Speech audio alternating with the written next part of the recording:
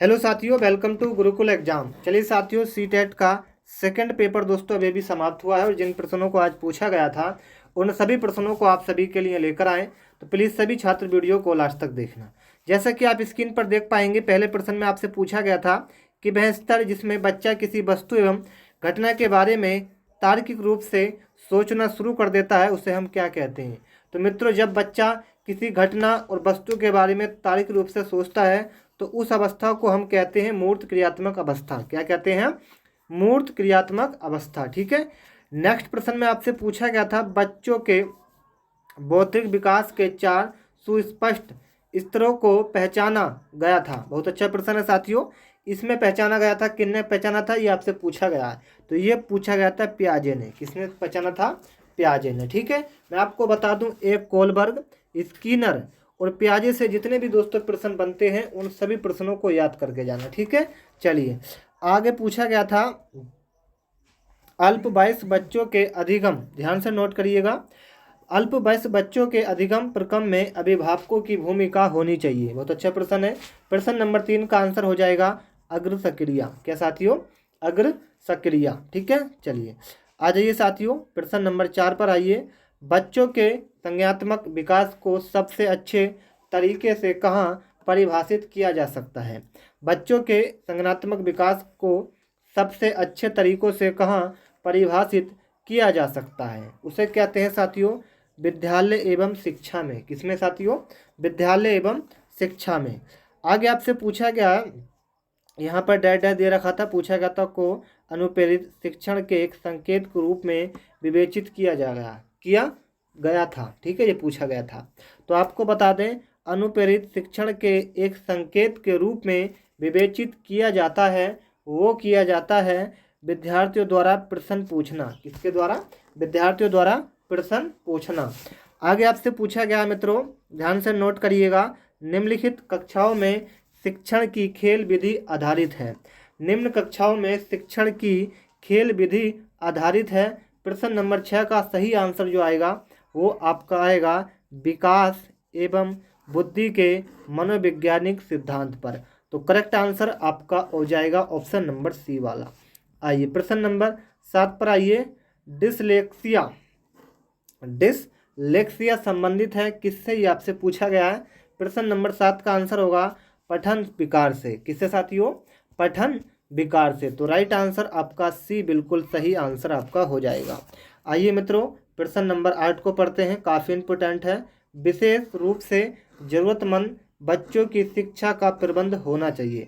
विशेष रूप से जरूरतमंद बच्चों की शिक्षा का जो प्रबंध होना चाहिए मित्रों, वो होना चाहिए दूसरे सामान्य बच्चों के साथ। किसके? दूसरे सामान्य बच्चों के साथ। तो राइट आंसर क्या हो जाएगा आपका? ऑप्शन नंबर इस प्रश्न का सही आंसर हो जाएगा। ठीक है। आगे पूछा गया था अधिगम के प्रक्रम में अभिप्रेरण। क्या? अधिगम के प्रकरण में अभिप्रेरण क्या होता है, ये आपसे पूछा गया। प्रश्न नंबर जो आपका 9 है मित्रों, इस प्रश्न का राइट आंसर हो जाएगा नए सीखने वालों में अधिगम के लिए रुचि का सर्जन करता है। तो करेक्ट आंसर आपका डी हो जाएगा मित्रों। ठीक है। आ जाइए, ये पीडीएफ आपको हमारे टेलीग्राम पर मिलेगी और टेलीग्राम का लिंक हमने आपको डिस्क्रिप्शन में दे दिया। गुरुकुल टेलीग्राम का नाम है हमारा चैनल का। तो जाइए इसको ज्वाइन कीजिए और इस पीडीएफ को डाउनलोड कर लेना। ठीक है। आगे पूछा गया था कि कक्षा 5 के न्यून दृष्टि वाले बच्चों को क्या करना चाहिए। कक्षा 5 के न्यून दृष्टि वाले बच्चों को जो करना चाहिए वो करना चाहिए, ध्यान से नोट करिएगा, कॉपी पेंसिल हो आपके पास तो, कक्षा में सामान्य रूप से बर्ताव करना चाहिए और ऑडियो सीडी के जरिए सहायता प्रदान करनी चाहिए। बहुत अच्छा प्रश्न है। चलिए साथियों आ जाइए, प्रश्न नंबर 11 भी ऐसे ही प्रश्न है, काफ़ी इंपॉर्टेंट प्रश्न है कि कक्षा में विद्यार्थियों की रुचि बनाए रखने के लिए एक शिक्षक को उचित क्या है, ये पूछा गया। प्रश्न नंबर 11 का राइट आंसर आपका हो जाएगा क्या? प्रश्न पूछना चाहिए। क्या साथियों? प्रश्न पूछना चाहिए। तो करेक्ट आंसर हो जाएगा ऑप्शन नंबर डी वाला। आगे पूछा गया विद्यालयों में या विद्यालयों को विद्यालय वो सही दोस्तों विद्यार्थी है, यह है विद्यालय। चलिए, देखने में परेशानी हुई कि विद्यार्थियों को विद्यालय में खेलना क्यों उचित है, यानी कि जो विद्यार्थी हैं, आप किसी विद्यालय में पढ़ते हैं तो आपको खेलना क्यों जरूरी है, ये आपसे पूछा गया है। तो इसका जो होता है साथियों, ये सहयोग एवं शारीरिक संतुलन का विकास करता है। ठीक है साथियों, क्या करता है? सहयोग एवं शारीरिक संतुलन का विकास करता है। तो राइट आंसर डी हो जाएगा आपका सही आंसर। आगे पूछा गया है, परिवार एक साधन है। परिवार क्या है? एक साधन है। आपको बता दें, परिवार जो है साथियों वो एक साधन है। किस चीज़ का? ये आपसे पूछा गया है। तो प्रश्न नंबर 13 को नोट करेंगे सभी छात्र, अनौपचारिक शिक्षा का। क्या साथियों? परिवार एक साधन है अनौपचारिक शिक्षा का।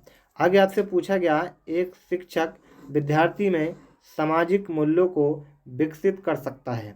एक शिक्षक विद्यार्थियों में सामाजिक मूल्यों को विकसित कर सकता है।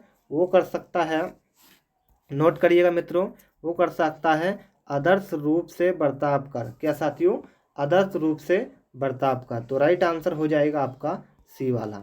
आगे पूछा गया, एक शिक्षक के लिए सबसे महत्वपूर्ण क्या है? एक शिक्षक के लिए सबसे जो महत्वपूर्ण है वो है साथियों क्या? विद्यार्थियों की कठिनाई को दूर करना। क्या साथियों? विद्यार्थियों की कठिनाई को दूर करना। आगे आपसे पूछा गया है, श्यामपट्ट को शिक्षण साधन सामग्री के किस समूह में किया जा सकता है? श्यामपट्ट को शिक्षण साधन सामग्री के किस रूप में किया जा सकता है? तो प्रश्न नंबर 16 जो है, इस प्रश्न का राइट आंसर होगा दृश्य साधन। क्या साथियों? दृश्य साधन इस प्रश्न का राइट आंसर हो जाएगा। आप समझ पाएंगे सभी छात्र। निम्नलिखित में से कौन शिक्षण कुशलता से संबंधित है? निम्नलिखित में से कौन शिक्षण कुशलता से संबंधित है? ये है आपका एक श्यामपट्ट पर लिखना, प्रश्नों को हल करना और एक प्रश्न पूछना। तो राइट आंसर डी होगा, क्योंकि इन सभी प्रश्नों को तार्किक अच्छा है। तो ये प्रश्न तीनों आपके सही हो जाएंगे। ठीक है, शिक्षण की कुशलता से संबंधित है। चलिए आ जाइए, प्रश्न नंबर 18 भी काफ़ी इंपोर्टेंट प्रश्न है। कई बार एग्जाम में पूछा जाता है कि कक्षा में जो विद्यार्थी प्रश्न पूछते हैं उन्हें क्या सलाह दी जाती है? तो कक्षा में जो विद्यार्थी प्रश्न पूछते हैं वो करते हैं साथियों, लगातार प्रश्न पूछने के लिए प्रोत्साहित करना चाहिए। क्या साथियों? लगातार प्रश्न पूछने के लिए प्रोत्साहित करना चाहिए। तो राइट आंसर आपका सी हो जाएगा। ठीक है, आ जाइए, शिक्षा की किंडरगार्टन पद्धति का प्रतिपादन किसने किया था? तो शिक्षा की किंडरगार्टन पद्धति का जो प्रतिपादन किया था मित्रों, वो किया था फ्रोवेल ने। किसने साथियों? फ्रोवेल ने। आ जाइए साथियों, आगे पूछा गया था, एक अभिभावक आपसे विद्यालय में मिलने के लिए अभी नहीं आ पाता। दोबारा सुनेंगे साथियों, एक अभिभावक आपसे विद्यालय मिलने के लिए अभी नहीं आता है, आप क्या करेंगे? तो उससे किस प्रकार की आप उम्मीद रखेंगे? इसलिए रखेंगे कि आप स्वयं उनसे मिलने जाएंगे। ठीक है, कोई अभिभावक आपसे विद्यार्थी या आपसे विद्यालय में नहीं मिलने आता है तो आप क्या करेंगे? आप उनसे स्वयं मिलने जाएंगे। ठीक है, चलिए आ जाइए, आप एक अति सक्रिय बालक को कैसे सही दिशा में लाएंगे? आप एक अति सक्रिय बालक को कैसे सही दिशा में लाएंगे, ये आपसे पूछा गया है। तो प्रश्न नंबर जो आपका 21 है, इस प्रश्न का राइट आंसर होगा, उसे श्यामपट्ट आदि साफ करने का काम देंगे। तो करेक्ट आंसर आपका सी हो जाएगा। ठीक है, आज प्रश्न नंबर 22 पर आएंगे मित्रों। पृथक जातीय समूह के व्यक्तियों के प्रति बच्चों की अभिवृत्ति साधारणता आधारित है। तो प्रश्न नंबर 22 का राइट आंसर हो जाएगा आपका उनके अभिभावकों की चित्तवृत्ति पर। ठीक है, उनके अभिभावकों की चित्तवृत्ति पर। तो राइट आंसर आपका ए हो जाएगा। ठीक है, चलिए आगे आपसे पूछा गया है, आपको अपनी कक्षा में 2 मंदबुद्धि बच्चों को बैठने के लिए बोला गया है, तो आप क्या करेंगे? प्रश्न नंबर 23 काफ़ी इंपोर्टेंट प्रश्न है। तो आप जो करेंगे मित्रों, ऐसे विद्यार्थियों को सीखने की तकनीक सिखाएंगे। ऐसे विद्यार्थियों को सीखने की तकनीक सिखाएंगे। आगे मित्रों आ जाइए, प्रश्न नंबर 24 पर, एक शिक्षक को साधन संपन्न होना चाहिए। एक शिक्षक को साधन संपन्न होना चाहिए, इसका क्या अर्थ होता है? काफ़ी इम्पोर्टेंट प्रश्न है मित्रों, काफ़ी इम्पोर्टेंट प्रश्न है, नोट करते चलना सभी छात्र। हम उनका अपने विद्यार्थियों की समस्याओं को हल करने का पर्याप्त ज्ञान देना चाहिए। ठीक है, उनका अपने विद्यार्थियों की समस्याओं को हल करने का पर्याप्त ज्ञान देना चाहिए। तो राइट आंसर आपका सी हो जाएगा। ठीक है, आ जाइए साथियों, बच्चों में संज्ञानात्मक बच्चों में संवेगात्मक संयोजन प्रभावी होता है। तो बच्चों में संवेगात्मक संयोजन प्रभावी जो होता है वो आपका होता है, नोट करते चलना, एक व्यक्तित्व निर्माण में, कक्षा शिक्षण में, अनुशासन में। तो राइट आंसर आपका डी हो जाएगा मित्रों। ठीक है। बचपन का सांप्रतिक दृष्टिकोण की मान्यता है। बचपन का सांप्रतिक दृष्टिकोण की जो मान्यता होती है मित्रों वो आपकी होती है, क्या होती है? बचपन वृद्धि एवं परिवर्तन का एक अनूठी अवधि। क्या साथियों? बचपन वृद्धि एवं परिवर्तन का एक अनूठी अवधि। तो राइट आंसर आप सभी का हो जाएगा मित्रों ऑप्शन नंबर डी वाला। ठीक है। आ जाइए प्रश्न नंबर 27 पर। आपसे पूछा गया है कि एक प्रमाणीकृत पठन परीक्षण लेने के लिए 5वीं कक्षा को प्रस्तुत करने में शिक्षक को आधिकारिक परामर्श दिया जाता है, ये किस पर आधारित है? बहुत अच्छा प्रश्न है साथियों, प्रश्न नंबर 27। इस प्रश्न का जो राइट आंसर आपका हो जाएगा वो हो जाएगा आपका ऑप्शन नंबर डी वाला, यानी कि परीक्षण में आने वाले समान प्रकार के प्रश्नों के उत्तर देने के लिए छात्रों को अभ्यास कराना। तो इस प्रश्न का राइट आंसर हो जाएगा डी वाला। ठीक है। चलिए आगे आपसे पूछा गया है प्रश्न नंबर 28 में कि असंगठित घर से जाने से, द्वारा पढ़ेंगे, असंगठित घर से आने वाला बच्चा सबसे अधिक कठिनाई का अनुभव करता है। तो असंगठित घर से आने वाला जो बच्चा होता है सबसे ज़्यादा जो कठिनाई का अनुभव करता है वो किस चीज़ का करता है? वो करता है मित्रों किसका? स्वतंत्रता अध्ययन का। किसका साथियों? स्वतंत्र अध्ययन का। प्रश्न नंबर 28 का आंसर बी हो जाएगा।